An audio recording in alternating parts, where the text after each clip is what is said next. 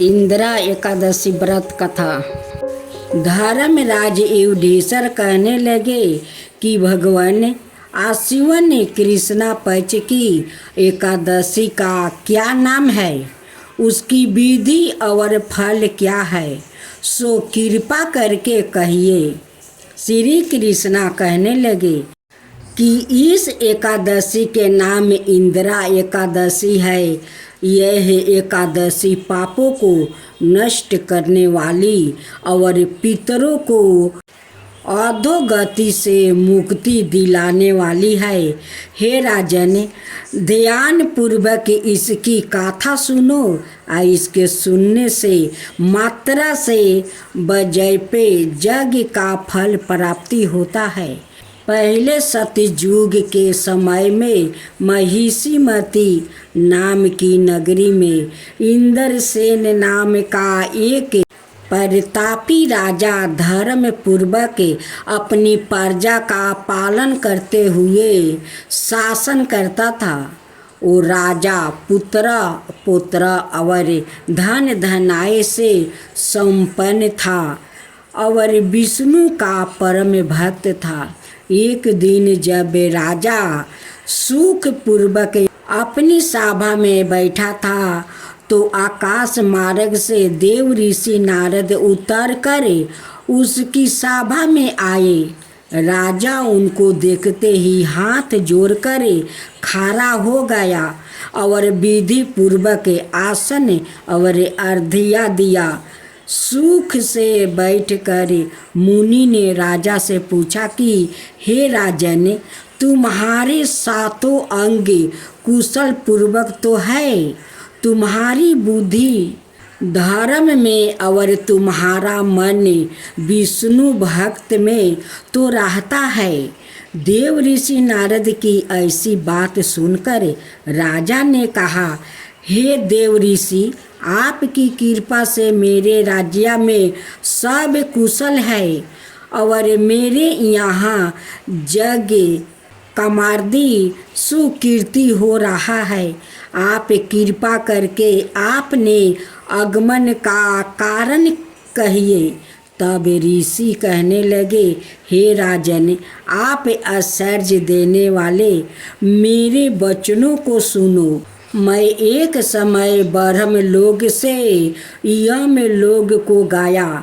वहाँ श्रद्धा पूर्वक यमराज ने पूजित होकर मैंने धर्मशील और सत्यवान धर्मराज की प्रशंसा की। उसी यमराज की सभा में महान ज्ञानी और धर्मात्मा तुम्हारे पिता को एकादशी का व्रत भंग होने के कारण देखा। उन्होंने जो संदेश दिया है सो मैं तुम्हें कहता हूँ। उन्होंने कहा है कि पूर्व जन्म में कोई विघ्न हो जाने के कारण मैं यमराज के निकट रह रहा हूँ। सो हे पुत्रा, यदि तुम आश्विन कृष्णा इंदिरा एकादशी का व्रत मेरे नियमित करो तो मुझको स्वर्ग की प्राप्ति हो सकती है। तब राजा कहने लगा कि हे देव ऋषि, आप इस व्रत की विधि मुझसे कहिए। नारद जी कहने लगे कि हे राजन, आश्विन माह की कृष्णा पक्ष की दशमी के दिन प्रात काल श्रद्धा पूर्वक स्नादि से निमृत होकर पूर्ण दोपहर को भी नदी आदि में जाकर स्नान करे, फिर श्रद्धा पूर्वक पितरों का श्राद्ध करे और एक बार भोजन करे और भूमि पर शयन करे। प्रात काल होने पर एकादशी के दिन दतवन आदि करके स्नान करे, फिर व्रत के नियमों को भक्ति पूर्वक ग्रहण करता हुआ प्रतिज्ञा करे कि मैं आज संपूर्ण भोगों को त्याग कर निराहार एकादशी का व्रत करूँगा। हे अच्युत, हे पुंडरीकाक्ष, मैं आपकी शरण हूँ, आप मेरी रक्षा करना। इस प्रकार नियम पूर्वक शालिग्राम की मूर्ति के आगे विधि पूर्वक श्राद्ध करे, योग ब्राह्मणों को फलाहार का भोजन करवाए और दक्षिणा दे। पितरों के श्राद्ध से जो बच जाए उसको सुंघा कर गऊ को दे दो। धूप दीप गंध पुष्पा नववेद्य आदि सब समग्रही से हर्षिकेश भगवान का पूजन करे। रात में भगवान के निकट जागरण करे। इसके पश्चात द्वादशी के दिन प्रातः काल होने पर भगवान का पूजन करके ब्राह्मणों को भोजन करवाए।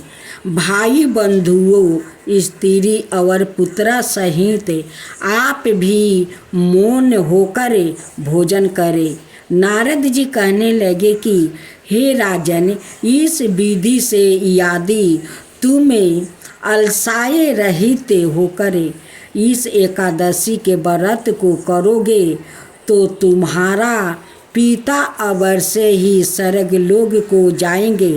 इस प्रकार उपदेश देकर नारद जी अंतर्ध्यान हो गए।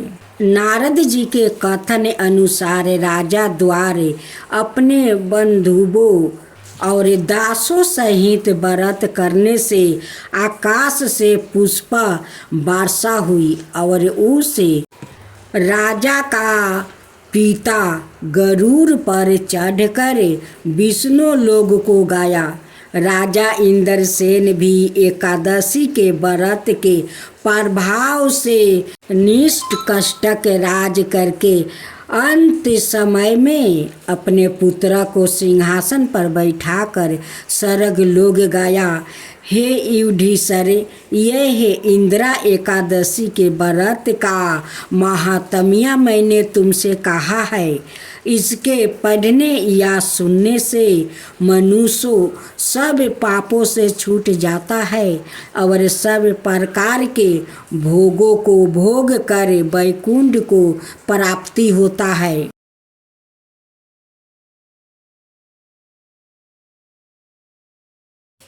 इस कथा के अनुसार महाभारत के दौरान कर्ण की मृत्यु हो जाने के बाद जब उनकी आत्मा स्वर्ग में पहुंची तो उन्हें बहुत सारा सोना और गहने दिया गया।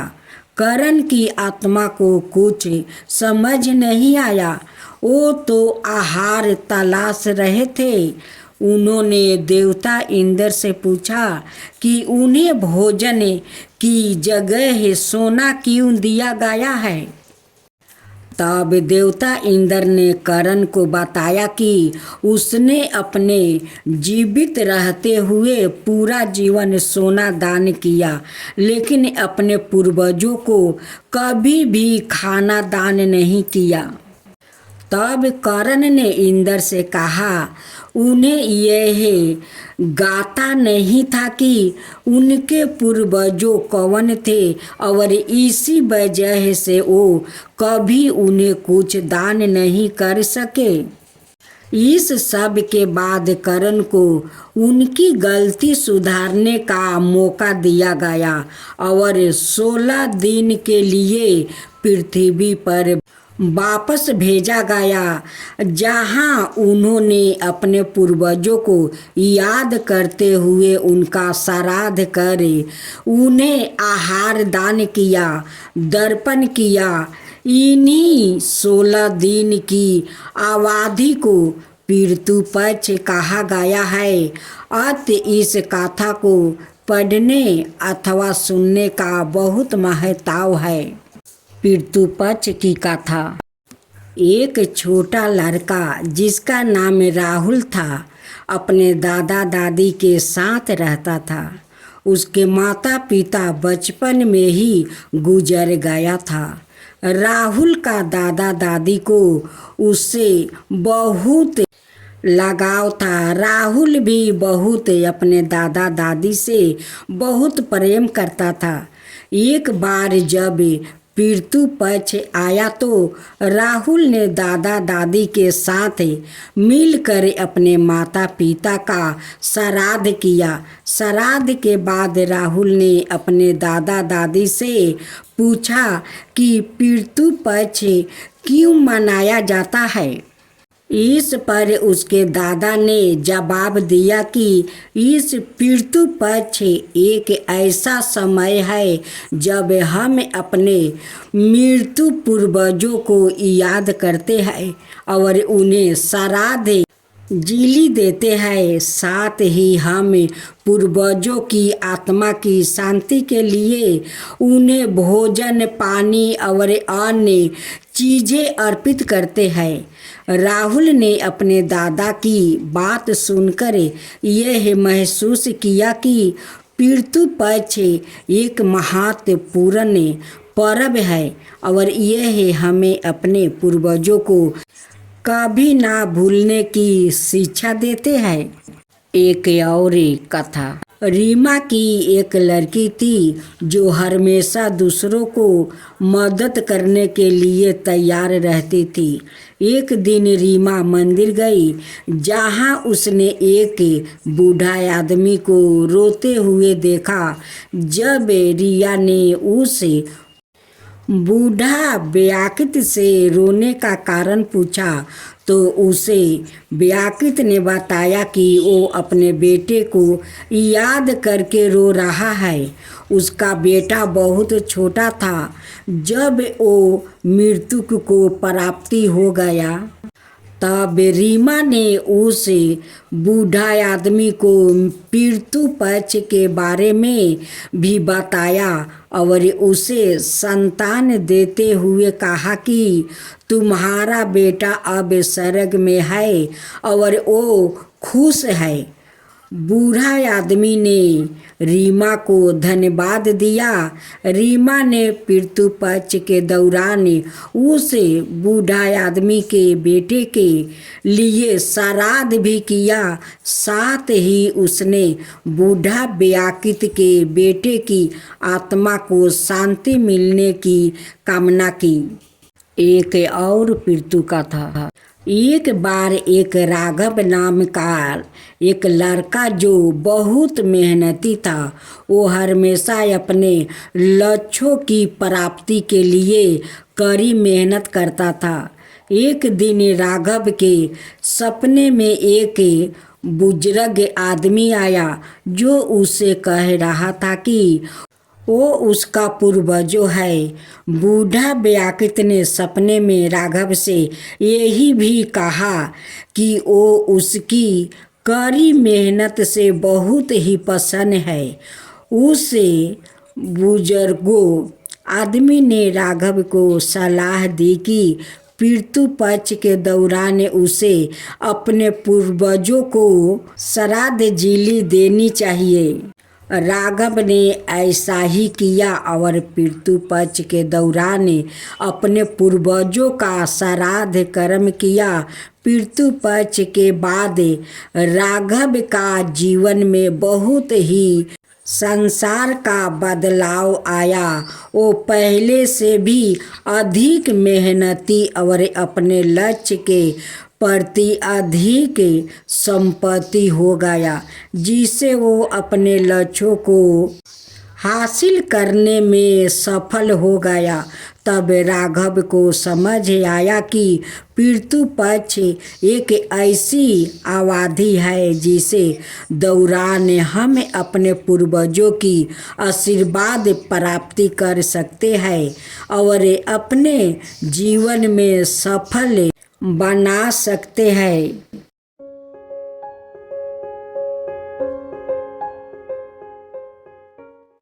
आश्विन अमावस्या व्रत। हिंदू पंचांग के अनुसार आश्विन मास के कृष्णा पक्ष की अमावस्या को पितृ विसर्जनी अमावस्या कहा जाता है। इस दिन श्राद्ध पक्ष का समापन होता है और पितृ लोक से आए हुए पितृजन अपने लोक लौट जाते हैं। इस दिन ब्राह्मण भोजन और दान आदि से पितृजन दीर्पित होते हैं और जाते समय अपने पुत्रा पौत्रा और परिवार को आशीर्वाद देकर जाते हैं। आश्विन अमावस्या के दिन पितृ पक्ष समाप्त होते हैं, इसलिए इस दिन पितरों के पूजन का बड़ा महत्व है। इस दिन नदी जलाशय या कुंड आदि में स्नान करें और सूर्य देव को अर्घ देने के बाद पितरों के निमित्त दर्पण करें। इस दिन संध्या के समय दीपक जलाए और पूरी अनाए मिष्टान दरवाजे पर रखें। ऐसा इसलिए करना चाहिए ताकि पितृगण भूखे ना जाए और दीपक की रोशनी में पितरों को जाने का रास्ता दिखाए। यदि किसी वजह से आपको अपने पितरों को श्राद्ध की तिथि याद ना हो तो इस दिन उनका श्राद्ध किया जा सकता है। इसके अलावा यदि आप पूरे श्राद्ध पक्ष में पितरों का दर्पण नहीं कर पाए हैं तो इस दिन पितरों का दर्पण कर सकते हैं। इस दिन भूले भटके पितरों का नाम से किसी जरूरतमंद व्यक्ति या ब्राह्मणों को भोजन कराना चाहिए। ज्ञात और अज्ञात पितरों के पूजन के लिए आश्विन अमावस्या का बड़ा महत्व है, इसलिए इसे सवेरे पितृजनी अमावस्या और महिला विसर्जन भी कहा जाता है। इस अमावस्या का श्राद्ध कर्म के साथ साथ तांत्रिक दृष्टिकोण से भी बहुत महत्व है। आश्विन अमावस्या की समाप्ति पर अगले दिन से सर्दिया नवरात्रि आरंभ हो जाते हैं। माँ दुर्गा के विभिन्न रूपों के आधारक और तंत्र साधन करने वाले इस अमावस्या की रात्रि को विशिष्ट तांत्रिक साधनाएं करते हैं।